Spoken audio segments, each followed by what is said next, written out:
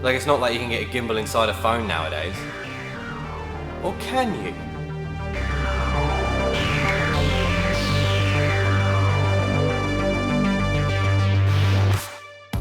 Hey, I'm Rob, welcome back to Photobite, and this is the brand new X51 5G from Vivo. This is Vivo's first phone to reach the UK. I know I've been wanting to check them out for a very long time.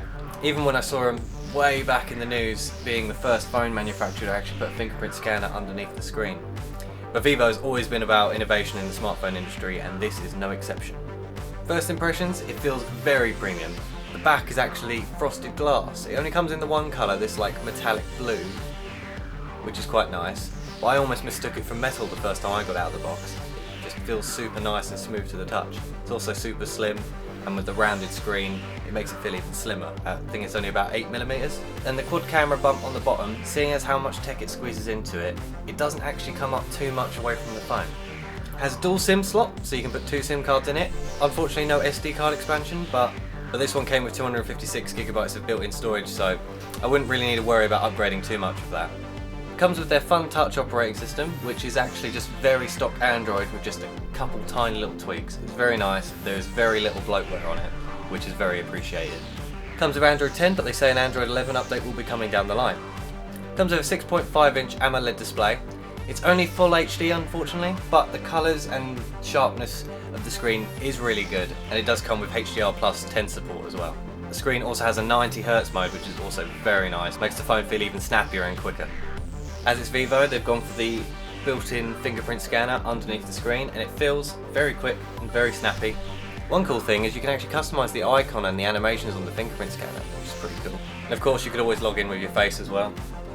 It's only got the singular mono speaker on the bottom, which is a little bit of a shame, but it does sound pretty full, pretty decent for a phone speaker. It's a shame it's only mono. It's got the Snapdragon 765G inside the phone. They've also paired that with a 4,350 mAh battery. I think they were going for a little bit more of efficiency than they were for power in this thing. It also comes with a 33-watt fast charger in the box as well, which can charge the phone pretty much fully charged within about an hour. Now on to the real reason you would get this phone, the camera. The camera itself feels really quick and responsive, really fast shutter on it. The main camera on it is a 48-megapixel Sony sensor. It has a 32-megapixel selfie camera, an 8-megapixel super wide lens, and an 8-megapixel telephoto one as well. The telephoto can do up to 5 times optical zoom, and also with what they call their hyper zoom, you can go up to 60, which is their like digital AI zoom stuff.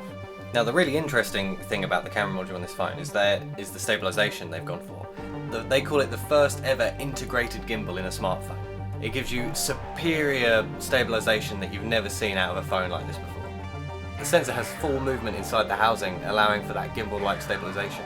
This makes features like night mode incredible. Even the smallest amount of handshake in a night mode shot on other phones can come out quite blurry, but on this, with the stabilisation, it comes out really good every time. They also have some modes in here built specifically around the gimbal, such as their super moon, which you wouldn't really be able to achieve without some sort of stabilisation, and a astro mode, which allows you to capture stars. Apparently the AI even helps to remove the smearing effect you get in the stars just by the Earth's rotation. And of course it comes with a sports mode, so with having stabilisation in it for when you're doing really fast-paced running about, stuff like that, it will keep it stable. And you can record video at 4K up to 60 FPS. Unfortunately for us Brits, you're just stuck at 30 or 60 FPS, you can't change it to 25 or 50 annoyingly. Now all the shots you're going to see from the Vivo are all going to be handheld. I'm not going to be using any tripods or anything. I'm really going to be putting the gimbal through its paces. Now we're on the front camera at the moment, on the X51. This phone definitely gets me the smoothest footage I've ever seen come out of a phone before. Other than maybe some options that have digital stabilisation. But the difference with this one is it's all optical, so you don't get any of that weird smearing and warping effect that you'd get on a phone with digital stabilisation. Now if the subject is backlit, where there's a lot of contrast in the lights and the darks, the AI HDR mode will kick in, allowing you to pick out a lot more detail from those low lights and those highlights. Now as you would expect from phones like this, it comes with a load of AI modes which will switch between different settings depending on what you're shooting. It will kind of know what you're shooting. It has like bokeh modes. It'll fake the aperture to give you all that blur in the background and that. It's also got a macro mode, and of course it comes with the obligatory horrendous beauty mode you can do with the selfie camera. But don't worry, you can turn all of these features off.